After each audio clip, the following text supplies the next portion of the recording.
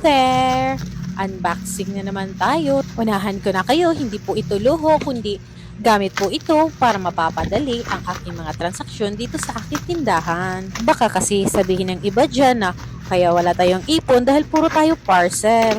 Yes po, opo. Halos araw-araw po tayong nagbubukas or nag-unboxing ng parcel.